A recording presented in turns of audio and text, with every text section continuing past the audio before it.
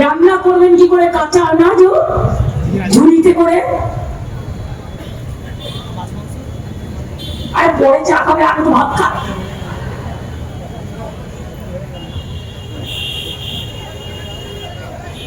এটা কিন্তু প্রতিবাদের জন্য, কোনো অশান্তির জন্য নয়, কোনো বিশৃঙ্খলার জন্য নয়। প্রতিবাদের ভাষা আপনাকে বেছে নিতে হবে। এরা অ্যান্টি উইমেন, কোনো অধিকার নেই মহিলাদের কথা বলার। শুনুন, বাংলা একমাত্র রাজ্য আমরা গর্ব করে বলি, ওরা ভোটের সময় বলে 33% রিজার্ভেশন, আর আমাদের পার্লামেন্টে 37% ইলেক্টেড মেম্বার আছে। নাকে খপবে আগে, তারপরে 33% রিজার্ভেশন ফর উইমেন বলবে। আমাদের এখানে 50% রিজার্ভেশন আছে পঞ্চায়েত এবং মিউনিসিপ্যালিটিতে।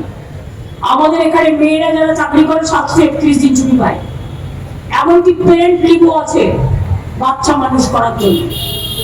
করে দেখাও, তারপরে বলো চ্যারিটি বিগিনস এট হোম।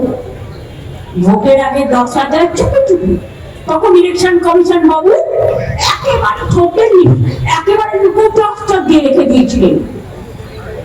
আর ভোটের পরে, ভোটের আগে 10,000, ভোটের পরে বুলডোজার। এখন মাসে মাসে পায় কিনা জিজ্ঞেস করুন, নেই। বেচারা নীতিশ কুমার ইলেকশনের আগে ওবিসি নিয়ে রাজনীতি, আর ইলেকশনের পরে তুমি বলে দিল্লিবাসী।